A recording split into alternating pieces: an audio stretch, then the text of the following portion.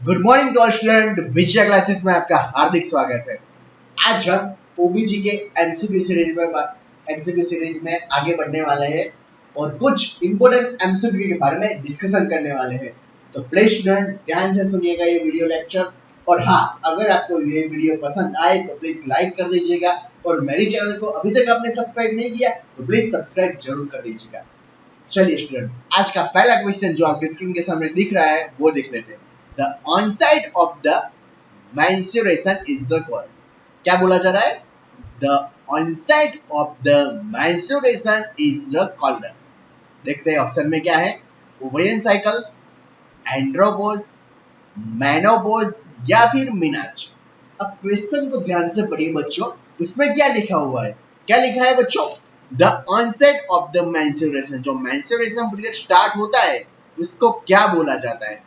Ovarian cycle, एंड्रोपोज, menopause या फिर मिनार्ची। चलिए उसका सॉल्यूशन देख लेते हैं। तो उसका सही आंसर कौन सा आएगा बच्चों? मिनार्ची तरह के बोला जाता है। क्या बोला जाता है? मिनार्ची। देख लेते हैं। Menarche is the defined as the first menstruation period into the female adolescent. तो उसका पता चला आपको। मिनार्ची क्या है बच्चों? वो क्या है? It is the defined as the first menstruation period into the female adolescent, यानी कि जो फर्स्ट एमसी साइकिल पीरियड आता है उसे क्या बोला जाता है बच्चों? मिनार्ची के नाम से जाना जाता है। नेक्स्ट, मिनार्ची कब आता है? तो याद रखिए बच्चों, menarche is the typically occurs between the age of the 10 and the 16, यानी कि 10 से 16 साल के बीच में आता है। Next, with the average age of the onset being the 12.4 year, यानी कि अगर एवरेज की बात की जाए तो एवरेज कितने इयर्स में आता है फर्स्ट एमसी पीरियड? तो कौन से एज में आता है? 12 ईयर के एज में नॉर्मली हमें देखने को मिलता है। The onset of the menstruation को क्या बोला जाता है बच्चों? मिनार्ची बोला जाता है। और what you mean by the menarche? It is the defined as the first menstruation period into the female adolescent. Normally कौन सी एज में देखने को मिलता है? तो 10 से लेके कितने एज में देखने को मिलता है बच्चों? 16 साल की एज में। और एवरेज एज की बात करें तो एवरेज कितना आएगा? 12.4 इयर्स। नेक्स्ट क्वेश्चन जो आपकी स्क्रीन के सामने दिख रहा होगा, ड्यूरिंग द प्रेगनेंसी, यानी कि प्रेगनेंसी के दौरान the placenta perform the following function except. ये देखिए, ये ध्यान से देखना बच्चों, फंक्शन के बारे में बोला जा रहा है लेकिन क्या लिखा है? एक्सेप्ट, यानी कि इसमें से कौन सा एक फंक्शन है जो प्लेसेंटा का नहीं है? तो देखते हैं बच्चों क्या है। Interchange of the material present into the bloodstream of the mother and the embryo, acting as a selective barrier, keeping the embryo moist and protecting it from the dissociation, and the last one is the acting as the non-selective barrier. तो which is the correct answer? पहला MCQ पढ़ लेते। पहले में क्या लिखा है? Placenta क्या करता है बच्चों? Interchange of the material present into the blood stream of the mother and the embryo, यानी कि क्या करता है? इंटरचेंज, यानी कि जो भी मटेरियल है वो मदर से कहां ले जाता है? एम्ब्रियो तक ले जाता है। Acting as the selective barrier, वो कैसे एक्ट करता है? सिलेक्टिव बैरियर के रूप में एक्टिव करता है। Keeping the embryo is the moist, embryo को क्या रखता है? मोइस्ट रखता है। और प्रोटेक्टिंग फ्रॉम द, कहां से प्रोटेक्टिंग करता है? डिसेशन होने से प्रोटेक्ट करता है। और लास्ट वन इज द बच्चों acting as the non-selective barrier। This is the correct answer बच्चों। acting as the non-selective barrier के रूप में वो कभी काम नहीं करता, लेकिन कैसे काम करता है बच्चों? acting as the selective barrier के रूप में काम करता है। तो सही आंसर कौन सा आएगा? acting as the non-selective barrier। इसमें क्या पढ़ लिखा है वो पढ़िए। प्लेसेंटा परफॉर्म करता है फंक्शन लेकिन एक को छोड़ के। अब इंटरचेंज तो करता है बच्चों, सिलेक्टिव बैरियर भी है, एम्ब्रियो को मोइस्ट भी रखता है, प्रोटेक्टिंग ही करता है, लेकिन नॉन सिलेक्टिव बैरियर वो उसका फंक्शन नहीं है, सिलेक्टिव बैरियर उसका फंक्शन है। तो पता चला बच्चों। चलिए आगे बढ़ते हैं।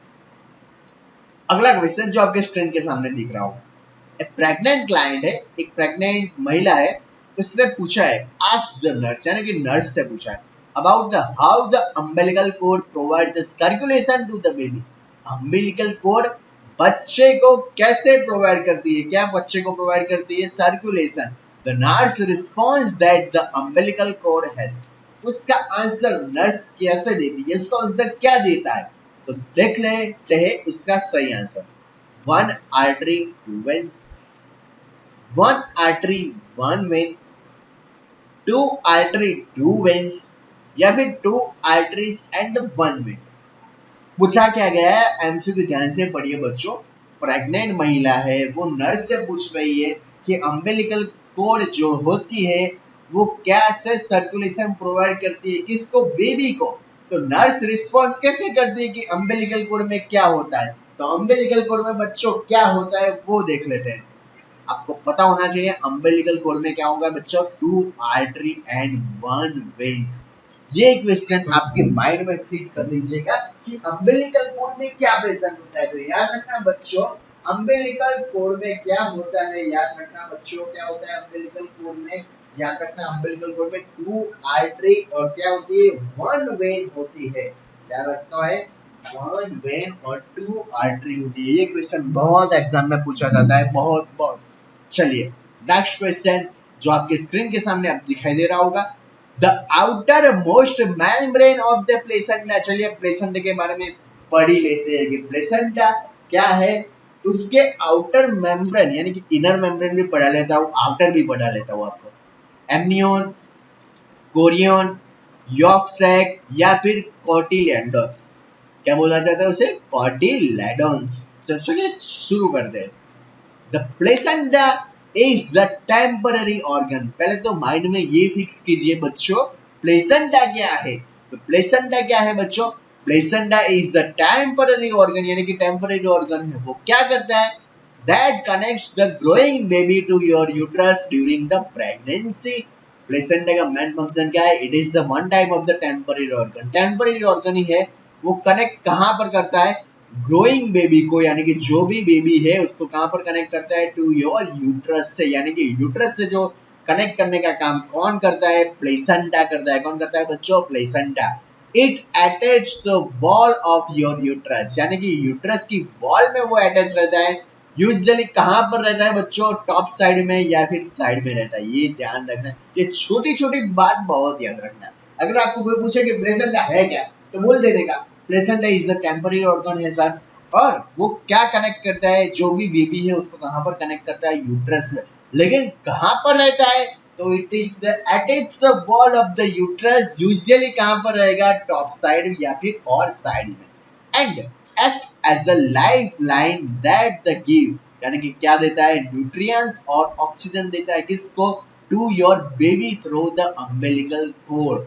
ये सेंटेंस में बहुत अच्छा, मुझे तो बहुत पसंद आया ये सेंटेंस। क्या लिखा है ध्यान से पढ़िए। जो प्लेसेंटा है वो कहां पर अटैच रहेगा, वॉल ऑफ योर यूट्रस में। यूजुअली कहां पर, टॉप या फिर साइड में। एक्ट कैसे करेगा, लाइफ लाइन देगा यानी कि क्या देगा, न्यूट्रिएंट्स देगा और ऑक्सीजन देगा। किसको देगा, बेबी को देगा। लेकिन कैसे देगा बेबी को, थ्रू द अम्बिलिकल कोड देता है। Next, the placenta is the composed of the 3 layer. जो प्लेसेंटा रहता है उसमें कितने लेयर्स पाए जाते हैं बच्चों, याद रखना कितने लेयर पाए जाते हैं, 3 लेयर पाए जाते हैं। कितने बच्चों, 3 layer. The innermost layer surrounding the foetus is the called amnion. ये पहला क्वेश्चन आपके सामने दिख रहा होगा। इनर मोस्ट यानी कि जो अंदर का लेयर रहता है, इनर मोस्ट लेयर जो फिटस के आसपास रहता है उसे क्या बोलते हैं बच्चों, एमनियोन के नाम से बोला जाता है। क्या बोला जाता है उसे, एमनियोन के नाम से बोला जाता है। Next, the allantois is the middle layer of the placenta. जो एलेंटियोसिस जो रहता है वो कहां पर रहता है, it is the middle layer of the placenta. जो प्लेसेंटा का जो मिडल लेयर है उसे क्या बोला जाता है, एलेंटियोस बोला जाता है। क्या बोला जाता है, एलेंटियोस बोला जाता है। Last one is the outer most layer यानी कि जो सबसे बाहर का लेयर है प्लेसेंटा का, उसे क्या बोला जाता है बच्चों, कोरियन बोला जाता है। It is the comes in the contact with the endometrium. उसके साथ वो कांटेक्ट में रहता है, एंडोमेट्रियम से कांटेक्ट में रहता है। तो पता चला प्लेसेंटा का क्या होता है, 3 लेयर होते हैं बच्चों। जो इनर मोस्ट लेयर है उसे क्या बोलते हैं, एमनियोन। जो एलेंटियोसिस है वो क्या है, मिडल लेयर रहता है। और जो आउटर सबसे बाहर का लेयर है वो किसको बोला जाता है, कोरियन। तो इसमें क्या लिखा है, outer most membrane of the placenta is कौन सा आएगा बच्चों, सीधा सा आंसर है कौन सा आएगा, कोरियन। अगर इसमें लिखा होगा कि मिडल लेयर बताए तो मिडल लेयर कौन सा आएगा, एलेंटियोसिस। और इनर मोस्ट लेयर अगर पूछा जाए एग्जाम में तो कौन सा आएगा बच्चों, एमनियोन आएगा। चलिए बच्चों नेक्स्ट क्वेश्चन आपके सॉरी अभी आगे पढ़ लेते हैं। The yolk sac is the small membranous structure situated outside of the embryo with the variety of the function during the embryonic development। इसमें यॉर्क सैक के बारे में बताया गया है। ये यॉर्क सैक भी पूछा जाता है, वो क्या है? It is a small membranous structure है। वो कहाँ पर रहता है? जो एम्ब्रियो है उसके बाहर की साइड रहता है, और उसका वैरायटी ऑफ फंक्शन यानी कि बहुत सारे फंक्शन रहते हैं। कब होता है? During the time of the embryonic development. जो भी एम्ब्रियोनिक डेवलपमेंट होता है उस समय उसके बहुत सारे वैरायटी ऑफ द फंक्शन देखने को मिल सकते हैं। चलिए बच्चों, नेक्स्ट क्वेश्चन जो आपकी स्क्रीन के सामने बहुत इंपॉर्टेंट है, उस क्वेश्चन में से बहुत सारे एमसीक्यू मैंने सॉल्व करवा सकता हूँ, तो देख लेते हैं, हो सकते हैं। Greenish yellow colour of the amniotic fluid. तो आपको मैं सारा पढ़ा ही लेता हूँ। एमनियोटिक फ्लूइड के जितने भी कलर फ्लोर सिस्टम है वो मैं एक बार बोल देता हूँ, जिससे कि अगर एमनियोटिक फ्लूइड के कलर के सिस्टम के अगर कोई क्वेश्चन आए तो आप इजीली उसको क्रैक कर सकते हो। चलिए, तो पहला ऑप्शन क्या आएगा? Foetal distress, Rh incompatibility, post maturity या फिर इंट्रायूट्राइन डेथ। अगर ग्रीनिश येलो कलर पूछा जाता है, अगर एमनियोटिक फ्लूइड का कलर कौन सा आएगा बच्चों? ग्रीनिश येलो कलर आता है, तो वो क्या इंडिकेट करता है? तो चलिए शुरू करते हैं। The amniotic fluid consists of the maternal and the fetal origin। ये तो पता ही होगा आपको। amniotic fluid में क्या रहता है? एक साइड क्या होगा? मैटरनल, और दूसरी साइड कौन सा रहेगा? fetal origin रहता है। The volume is the increase with the gestational age। यानी कि जो amniotic fluid का जो वॉल्यूम रहता है वो क्या होता है? इंक्रीज होता जाता है। इंक्रीज यानी कि गेस्टेशनल एज के मार्फत क्या होता है? 1 by 1 वॉल्यूम क्या होता है? इंक्रीज होता जाता है at the time of the gestational age. याद रखिए 50 ml at the age of the कितना रहेगा? 12 वीक। 50 ml कब रहेगा? 12 वीक में रहेगा। 100 ml कब रहेगा? 20 वीक में रहेगा। कौन से वीक में रहेगा? 100 ml 20 वीक्स में रहेगा। 1 लीटर यानी कि 1 लीटर कितने वीक में रहेगा? 36 से लेके 28 वीक्स में, यानी कि 50 ml at the week of the 12 week. Second 100 ml रहेगा at the week of the कौन सा रहेगा? 20 वीक। और 1 लीटर रहेगा एट कितने वीक में आएगा? 36 से लेके 28 वीक में। At the start of the pregnancy, जब प्रेगनेंसी स्टार्ट होती है, the colour of the amniotic fluid is the colourless fluid. ये पॉइंट आपको बहुत याद रखना है। At the state of the pregnancy, जब प्रेगनेंसी शुरुआत में होती है, यानी कि the colour of the amniotic fluid is the colourless fluid. चलिए, आफ्टर द फ्यू वीक, कुछ वीक के बाद, टिल द टर्म्स, जब टर्म्स बेबी होता है तब बिकम द कौन सा हो जाता है? पेल स्ट्रॉ कलर हो जाएगा। कौन सा हो जाएगा? पेल स्ट्रॉ कलर हो जाएगा। नेक्स्ट, अगर एमनियोटिक फ्लूइड का कलर ग्रीन है तो वो क्या होगा? इंडिकेट करेगा मेकोनियम स्टेन, यानी कि क्या बोला जाता है उसे? फिटल डिस्ट्रेस बोला जाता है। क्या बोला जाता है? फिटल डिस्ट्रेस भी बोला जाता है। येलो इज ग्रीन कलर होगा तो उसे क्या बोला जाता है? Post maturity. जो आपका क्वेश्चन है ना, ग्रीनियस येलो कलर क्या है इंडिकेट करेगा, तो याद रखना उसका सही आंसर कौन सा आएगा? पोस्ट मैच्योरिटी आएगा। कौन सा आएगा बच्चों? Post maturity. नेक्स्ट, आगे कलर देख लेते हैं। अगर गोल्डन कलर है तो वो क्या इंडिकेट करेगा बच्चों? Rh incompatibility. कौन सा इंडिकेट करेगा? Rh incompatibility. Next, dark colour है तो उसे क्या इंडिकेट करेगा? Accidental haemorrhage. अगर डार्क कलर है वो क्या इंडिकेट करेगा? Accidental haemorrhage. Next, dark brown colour है तो intra uterine foetal death indicate करेगा। क्या इंडिकेट करेगा? Intra uterine foetal death indicate करेगा। तो चलिए एक बार मैं फिर से पढ़ा लेता हूँ, ध्यान से पढ़िएगा बच्चों। Greenish yellow colour of the amniotic fluid क्या इंडिकेट करेगा? Post maturity. The amniotic fluid में क्या रहता है बच्चों? दो चीजें रहती है। कौन सी? मैटरनल, और दूसरी कौन सी आएगी? Fetal origin. वॉल्यूम कैसा रहता है एमनियोटिक फ्लूइड का? इंक्रीज रहता है। कब इंक्रीज रहता है? Increase with the gestational as, यानी कि जैसे जैसे गेस्टेशनल एज बढ़ती जाएगी वैसे वैसे वॉल्यूम क्या हो जाएगा? इंक्रीज हो जाएगा। 50 ml कब रहेगा? 12 वीक में। 100 ml कब रहेगा? 20 वीक में। 1 लीटर कब रहेगा? 36 से 28 वीक्स में। At the state of the pregnancy, यानी कि शुरुआत के प्रेगनेंसी के टाइम में जो कलर कोड रहता है एमनियोटिक फ्लूइड का, वो कैसा रहेगा? कलरलेस रहेगा। लेकिन after the few week till the term baby the become is the कैसा रहेगा? पेल स्ट्रॉ कलर रहेगा, यानी कि is the normal colour of the amniotic fluid कौन सा रहेगा? पेल स्ट्रॉ कलर रहेगा। लेकिन अगर ग्रीन कलर रहता है तो वो उसको क्या इंडिकेट करेगा? मेकोनियम स्टेन इंडिकेट करेगा, या फिर उसे क्या बोला जाता है? फीटल डिस्ट्रेस भी बोला जाता है। अगर येलो इज ग्रीन कलर है एमनियोटिक फ्लूइड का तो वो क्या इंडिकेट करता है? पोस्ट मैच्योरिटी करेगा। गोल्डन कलर है तो वो क्या इंडिकेट करेगा? आरएच इनकम्पेबिलिटी इंडिकेट करेगा। Next one is the dark colour है तो वो क्या इंडिकेट करेगा? एक्सीडेंटल हेमरेज इंडिकेट करेगा। और डार्क ब्राउन कलर है तो वो क्या इंडिकेट करेगा, intra uterine foetal death indicate करेगा। क्या इंडिकेट करेगा, intra uterine foetal death.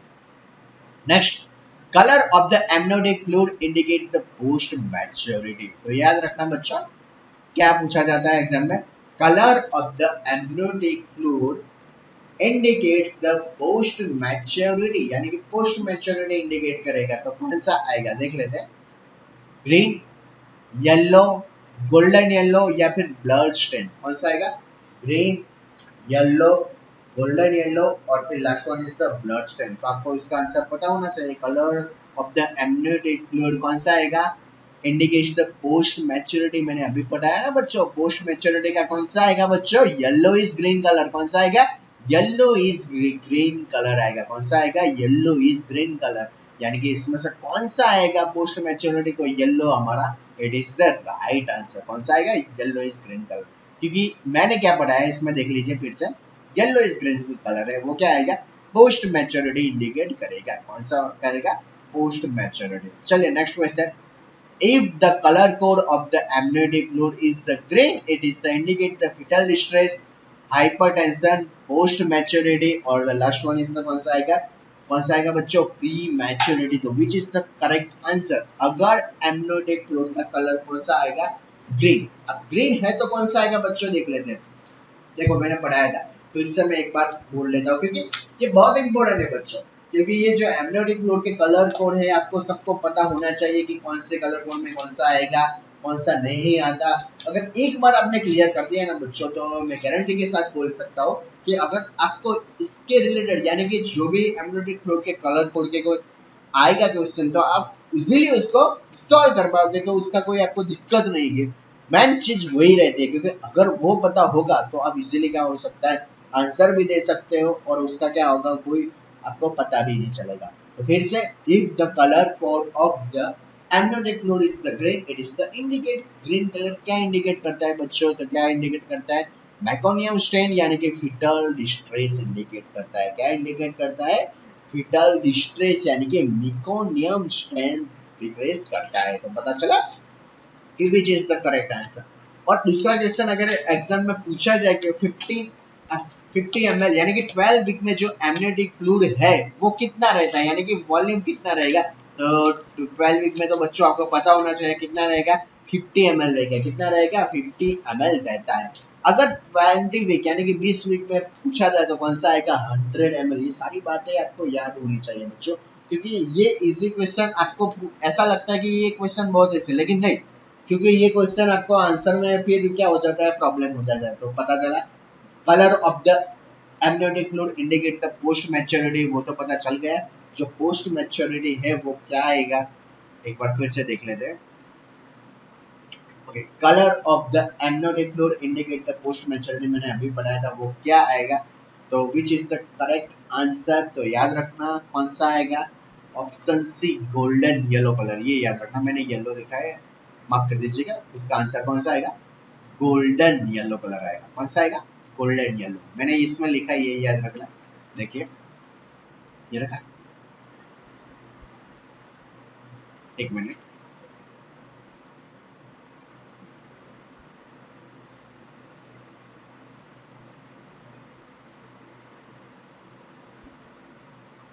Okay ये रहा, येलो इज ग्रीन या फिर येलो इज गोल्डन कलर। याद रखना बच्चों, ये ग्रीन नहीं होगा, ये क्या हो जाएगा, गोल्डन। मैं इस बार लिख देता हूँ, कौन सा आएगा, येलो इज गोल्डन कलर। याद रखना, येलो इज ग्रीनिश कलर या फिर कौन सा आएगा, येलो इज गोल्डन। ये दोनों एग्जाम में पूछे जाते हैं और दोनों का आंसर सेम रहेगा। कौन सा आएगा, पोस्ट मैच्योरिटी। कौन सा आएगा, पोस्ट मैच्योरिटी। या फिर येलो इज ग्रीनिश बोला जाता है या फिर yellow is golden colour. Next, colour of the amniotic fluid is the green. मैंने अभी बताया था कि येलो इज ग्रीन कलर है, तो which is the correct answer. तो उसका करेक्ट आंसर कौन सा रहेगा बच्चों, what is the right answer, green है तो कौन सा रहेगा, मैकोनियम स्ट्रेन यानी कि उसे क्या बोला जाता है, फीटल डिस्ट्रेस बोला जाता है। क्या बोला जाता है, fetal distress is the correct answer. तो आई होप एमनियोटिक फ्लूइड आपके माइंड में फिक्स हो गया होगा। Next, fetal heart rate can be escalated with the fetoscope. जो भी फीटल हार्ट रेट है वो हम अस्काल्टेड करेंगे with the help of the fetoscope, लेकिन कौन से टाइम पे? तो 5 वीक में, 10 वीक में, 15 वीक में या फिर 20 वीक में। तो which is the correct answer? चलिए देख लेते हैं। Foetal heart rate can be observe through the doppler at the 3 week, यानी कि शुरुआत के 3 वीक में ही हमें क्या देखने को मिल जाता है? Fetal heart rate. लेकिन जो फीटोस्कोप्स के हम जो सुन सकते हैं वो कब सुन सकते हैं फीटोस्कोप से हल्की वजह से? 18 से 20 वीक में। कब होता है? तो which is the correct answer देख लीजिए। 18 से 20 वीक यानी कि कौन सा आएगा? 20 वीक। एक minute, which is the correct answer बच्चों? 20 weeks is the correct answer. जो भी फीटल हार्ट रेट है can be escalated with the fetoscope. इसमें फीटोस्कोप लिखा है बच्चों, अगर ऐसा लिखा गया होगा foetal heart rate can be escalated यानी कि ऑब्जर्व थ्रू द ड्रॉपलेट, तो ड्रॉपलेट में कौन सा आंसर आएगा बच्चों? 3 वीक। लेकिन फीटोस्कोप में 18 से 20 वीक में। नीलिया नाइग्रेरा कब विजिबल होगा? तो याद रखना बच्चों 20 week of the pregnancy. 20 week में भी नीलिया नाइग्रेरा देखने को मिल जाता है। Palpation of the fetal parts is the possible, जो भी पाल्पेशन हम कर सकते हैं फीटल पार्ट्स कब कर सकते हैं? 20 वीक ऑफ द प्रेगनेंसी, यानी कि प्रेगनेंसी के कौन से टाइम में? 20 वीक की अगर प्रेगनेंसी है तब हम क्या कर सकते हैं? इजीली उसके क्या इंडिकेट कर सकते हैं? फीटल पार्ट्स को इंडिकेट कर सकते हैं। Next, active fetal movement can be felt by, जो भी एक्टिव फीटल मूवमेंट है वो क्या हो सकता है? फेल्ड हो सकता है by the placing the hand over the uterus, यानी कि क्या कर सकते हैं? जो भी फीटल मूवमेंट हम ऑब्जर्व कर सकते हैं, फेल्ड कर सकते हैं, लेकिन क्या रख सकते हैं? Placing the hand over the uterus by the कब कर सकते हैं? ये 20 वीक ऑफ द प्रेगनेंसी आएगा, यानी कि 20 वीक की अगर प्रेगनेंसी है तब हम क्या कर सकते हैं? ऐसा फीटल मूवमेंट क्या कर सकते हैं? फेल्ड कर सकते हैं। Next, fetal heart sound is the most conclusive clinical sign of the pregnancy, pregnancy का मोस्ट कंक्लूसिव यानी कि कंक्लूसिव बोला जाता है प्रेगनेंसी में फीटल हार्ट साउंड सुनाए जाते हैं, तो वो कौन सा रहेगा? Fetal heart sound. The average fetal heart rate कितना रहता है बच्चों? 110 यानी कि 110 से 160 रहता है बीट्स पर मिनट रहता है। Next question, fetoscope it is the instrument used to obtain the information about the fetus within the uterus, यानी कि जो फीटोस्कोप है वो क्या है? It is the one type of the instrument. It is used for the obtain the information about the fetus within the uterus. तो पता चला ये क्वेश्चन बहुत इंपॉर्टेंट है। Next question, Doppler effects of the ultrasound can pick up the fetal heart rate by the, मैंने अभी बताया था Doppler effects of the ultrasound यानी कि USG का जो Doppler effect रहता है can be pick up the fetal heart rate by the कौन से वीक में? 6th week, 8th week, 12th week या फिर कौन सा आएगा? 10th week. तो Doppler effects of the ultrasound can be pick up the fetal heart rate by the कौन से वीक में आएगी बच्चों? याद रखना कौन सा आएगा? 10th week. यानी कि क्या क्वेश्चन क्या है? जो भी Doppler इफेक्ट है अल्ट्रासाउंड की वो कब पिकअप करती है fetal heart rate? By the at the age of the कौन से आएगी? 10th week. The fetal heart rate start to beats around the 6th week. तो याद रखना फीटल हार्ट रेट कब स्टार्ट होते हैं? तो कब होते हैं बच्चों? Around the 6th week.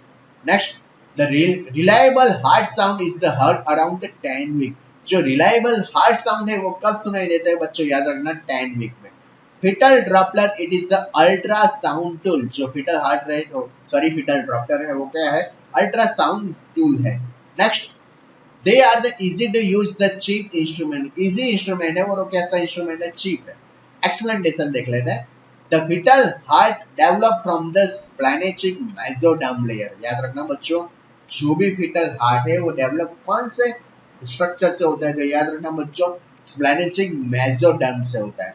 At the 30 hours यानी कि जो भी कंसेप्शन के बाद में 30 आवर्स में टू सेल स्टेज होता है, उसको क्या बोला जाता है बच्चों? ब्लास्टोमियर्स बोला जाता है। कौन सा बोला जाता है?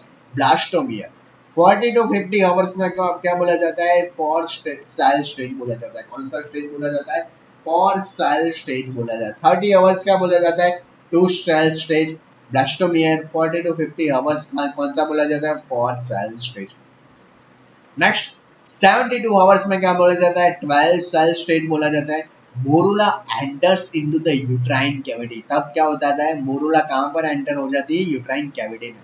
5th डे में क्या होता है? ब्लास्टोसाइट्स बनता है। 10 से लेके 11 डे में क्या बनता है? थ्रोम्बोप्लास्ट इन्वेट टू एंडोमेट्रियल साइनोसॉइड्स, यानी कि 10 से लेके 11 दिन में क्या होता है? जो थ्रोम्बोप्लास्ट है वो कहां पर इन्वेट हो जाता है? एंडोमेट्रियल साइनोसॉइड्स में। 21 से 22 डे में क्या होता है? फीटल हार्ट फीटोप्लेसेंटल सर्कुलेशन होता है। फीटल ब्लड फ्लो कितना रहता है 40 ml 400 ml पर मिनट रहता है। Fetal heart sound is the clinical sign of the pregnancy. मैंने प्रीवियस एमसीक्यू में मैंने वही सिखाया था। नॉर्मल फीटल हार्ट रेट कितने रहते हैं 110 से 160 बीट्स रहता है। एक बार फिर से मैं देख लेता हूं क्योंकि आपको नींद तो नहीं है इन बच्चों, लेकिन ये बहुत इंपॉर्टेंट है। देखिए the droplet effect of the ultrasound can pick up the heart rate by with the time week, यानी कि पिकअप कब होता है 10 वीक के बाद। Fetal heart start to beat around 6 week, यानी कि 6 वीक में फीटल हार्ट रेट क्या हो जाता है बीट करना स्टार्ट हो जाता है। The reliable fetal heart sound हो जो हर रहता है वो कब होता है तो 10 वीक में रहता है। कौन से वीक में बच्चों रहता है 10 वीक में। तो fetal droplet is the ultrasound tool रहता है। This is the very easy to use and it is the cheap instrument, यानी कि सब लोग उसे इजीली यूज कर सकते हैं। एक्सप्लेनेशन में मैंने बता लिया जो फीटल हार्ट डेवलप कहाँ पर रहता है तो कहाँ से होता है डेवलप स्प्लेनेजिक मेसोडर्म में 30 hours after the conception two stage बनते हैं। उसे क्या बोलते हैं बच्चों ब्लास्टोमियर बोलते हैं। आफ्टर 40 टू 50 आवर्स में कौन से स्टेज बन जाते हैं फॉर सेल स्टेज बनता है। 72 घंटे में कितने स्टेज बन जाते हैं 12 सेल। उसके बाद क्या होता है मोरुला कहाँ पर एंटर हो जाता है यूट्राइन कैविटी में। 5th डे में क्या होता है ब्लास्टोसाइस्ट। 10 से लेके 11 दिन में क्या होता है थ्रोम्बोब्लास्ट कहाँ पर इन्वॉल्व हो जाता है एंडोमेट्रियम साइनोसॉइड्स में। 21 से लेके 22 डे में क्या होता है फीटल हार्ट और फीटोप्लेसेंटल सर्कुलेशन देखने को मिलता है। फीटल ब्लड फ्लो कितना रहता है 400 ml पर मिनट रहता है। Fetal heart sound it is the most clinical sign of the pregnancy. Normal fetal heart rate कितने रहते हैं 110 से 160 बीट्स रहेंगे बच्चों। चलिए next question. Organogenesis is the occurs in, यानी कि organogenesis occurs first trimester, second trimester, third trimester या फिर ऑल ऑफ अबव। तो याद रखना बच्चों in human embryology week 6 through the 8, यानी कि 6 से लेके 8 वीक में characterize the growth and differentiate of the tissue into the organ. जो भी टिश्यू है वो क्या बन जाते हैं ऑर्गन बन जाते हैं। कब बन जाते हैं 6 से लेके 8 वीक में। दिस प्रोसेस को हमें क्या बोला जाता है organogenesis and occurs from the week तो 3 थ्रू द 8, यानी कि 3 से लेके 8 वीक में। तो फर्स्ट ट्राइमेस्टर में वो स्टार्ट हो जाता है। क्या हो जाता है फर्स्ट ट्राइमेस्टर में ऑर्गेनोजेनेसिस। ऑर्गेनोजेनेसिस का मतलब ही क्या है बच्चों what you meaning by the organogenesis. तो क्या रहता है it is the meaning of the growth and differential of the tissue into the organs. Next in pregnancy heart beating and the GI tract development start होता है। Pregnancy में जो भी heart beat है और जीआई ट्रैक्ट का development कब start होता है कौन से मंथ में तो फर्स्ट मंथ में, थर्ड और फोर्थ, 7th मंथ में या फिर 9th। चले 9 मंथ में तो होगा ही नहीं, 7th में भी नहीं होगा, थर्ड या फोर्थ या फर्स्ट। तो बच्चों शुरुआत के फर्स्ट मंथ से ही जो फीटल हार्ट बीटिंग है वो हमें सुनाई देती है और जीआई ट्रैक्ट का डेवलपमेंट भी फर्स्ट मंथ से ही स्टार्ट हो जाता है, यानी कि आंसर कौन सा रहेगा फर्स्ट मंथ। चलिए in which week the fetus have the pink and the soft skin and the burning cases are disappearing। ये क्वेश्चन बहुत इंपॉर्टेंट है। ऐसा कुछ बुक में लिखा नहीं होगा लेकिन ये मैंने अपने हिसाब से क्वेश्चन बनाया है। देखिए इसमें क्या होता है फीटस कैसा हो जाता है पिंक हो जाता है, सॉफ्ट स्किन देखने को मिलेगी और वर्निंग कैसोसा डिसअपीयर हो जाएगी। ऐसा बच्चा कब आपको देखने को मिलता है थोड़ा सा लॉजिक दौड़ाए तो उसका आंसर आपको पता चल जाएगा। 34, 28, 40 वीक या फिर 36। आपका आंसर बहुत इजी है। ये बच्चा कैसा है इन बीच वीक फिटनेस पिंक और सॉफ्ट और वर्निंग कैसे डिसअपीयर कब होगी eight the time of the delivery. Normal delivery कितने वीक में होती है बच्चों 38 से लेके 42 वीक में। अब इसका सही आंसर 38 से लेके कितने 42 वीक्स में से सही आंसर होना चाहिए। तो इसमें सही आंसर कौन सा आएगा बच्चों 40 वीक्स, यानी कि ये कौन सी कंडीशन है इट इज द नॉर्मल। जब डिलीवरी होती है बच्चों के तो बच्चों की डिलीवरी के बाद जो भी बच्चा है कैसा देखने को मिलता है पिंक और सॉफ्ट देखने को मिलता है और वर्निंग कैसे ऑटोमेटिकली क्या हो जाता है डिसअपीयर हो जाता है। This is normal delivery of the newborn baby और कब देखने को मिल सकता है 38 से लेके 42 वीक्स में, यानी कि 40 weeks is the correct answer. Chorionic gonadotropin is the secreted by, याद रखना बच्चों Chorionic gonadotropin वो कहाँ से सिक्रेट होते हैं तो पहला सेंकेट्रो थ्रोबोब्लास्ट, थायरोग्लैंड, ओवरी और द यूट्रस। तो which is the correct answer यही है कौन सा आएगा साइनेसाइटोथ्रोबोब्लास्ट। नाम थोड़ा वो है क्या आएगा साइनेसाइटोथ्रोबोब्लास्ट से ही क्या सिक्रेट होता है Chorionic gonadotropin। देख लेते हैं human chorionic gonadotropin it is the hormone, यानी कि एचसीजी हार्मोन है वो कहां से प्रोड्यूस होता है बच्चों? साइनोसाइटोथ्रोम्बोप्लास्टिक सेल ऑफ द प्लेसेंटा, जो कि प्लेसेंटा की सेल, जो साइनोटाइप थ्रोम्बोप्लास्टिक सेल है वो किसके सेल है? प्लेसेंटा के। During the pregnancy the hormone stimulate, ये जो हार्मोन है वो क्या करेगा? स्टिमुलेट करेगा किसको? कॉर्पस ल्यूटियम को। उसकी वजह से क्या प्रोड्यूस होगा? Progesterone to maintain the pregnancy. बहुत इंपॉर्टेंट क्वेश्चन है। क्या बोला मैंने? एचसीजी क्या है? हार्मोन है। कहां से बच्चों प्रोड्यूस होगा? साइटोथ्रोम्बोप्लास्टिक सेल, वो जो साइटोथ्रोम्बोप्लास्टिक सेल है किसके? प्लेसेंटा के, during the time of the pregnancy. और ये जो हार्मोन है वो क्या स्टिमुलेट करेगा? कॉर्पस ल्यूटियम को स्टिमुलेट करेगा। और वो क्या प्रोड्यूस करेगा बच्चों? प्रोजेस्टेरोन। और प्रोजेस्टेरोन का मेन फंक्शन क्या रहेगा? Maintain the pregnancy. Next, smaller amount also produce into the pituitary gland, यानी कि जो एस्ट्रोजन हार्मोन है उसका स्मॉलर अमाउंट पिट्यूटरी ग्लैंड में भी से फॉर्मेशन होता है, लीवर से और द कॉलन से। तो सर पता चला आज के लेक्चर में बच्चों। अगर आपको मेरा लेक्चर अच्छा लगा हो तो प्लीज लाइक कर दीजिए मेरे चैनल को, सॉरी मेरे वीडियो को। और अभी तक मेरे चैनल को सब्सक्राइब नहीं किया तो प्लीज मेरे चैनल को सब्सक्राइब जरूर कर दीजिए। और हाँ बच्चों, अगर आपको कोई क्वेश्चन है माइंड में, अगर कोई एमसीक्यू सीरीज चाहिए आपको, तो प्लीज मुझे कमेंट में जरूर बताइएगा, तो मैं वो जरूर लेके आऊंगा। थैंक यू और स्टूडेंट, मिलते अगले लेक्चर में।